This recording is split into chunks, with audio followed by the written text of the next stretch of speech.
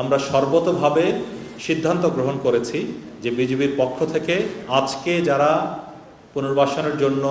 সহযোগিতা পাবেন তারা বাদেও আরও 100 জন আহত আন্দোলনকারী কিংবা ব্যক্তিবর্গকে আমরা পার্মানেন্টলি তাদের জীবনের পুনর্বাসনের ব্যবস্থা আগামী দিনগুলোর মধ্যে ইনশাল্লাহ করব। বিজিবি হাসপাতালে চিকিৎসা প্রদান করা ছাড়াও আপনারা জেনে থাকবেন যে শহীদ আবু সাইদ ফাউন্ডেশনের জন্য বিজিবি 5 লক্ষ টাকা প্রদান করেছে। আর এর মধ্যে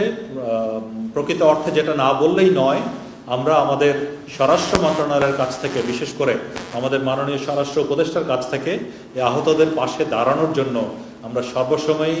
নির্দেশ, উপদেশ, উৎসাহ সবসময়ই পেয়েছি এবং তিনিও আপনারা দেখেছেন যে ইতিপূর্বে বিজিবি হাসপাতাল এবং অন্যান্য হাসপাতালে গিয়ে আহতদের পাশে থেকেছেন এবং সহায়তা প্রদান করার চেষ্টা করেছেন। তো সম্প্রতি আমরা রংপুর ভিজিটের সময় যখন জানতে পেরেছিলাম যে আবু সাইদের পরিবার আবু সাইদ সংঘ নামে একটি ক্লাব গঠন করেছে, সেখানে উপদেষ্টা মহোদয়ের নির্দেশক্রমে আমরা বিজিবির পক্ষ থেকে 5 লক্ষ এবং র্যাবের পক্ষ থেকে 5 লক্ষ, স্বরাষ্ট্র মন্ত্রণালয়ের পক্ষ থেকে 10 লক্ষ টাকা তাদেরকে সহায়তা প্রদান করেছি।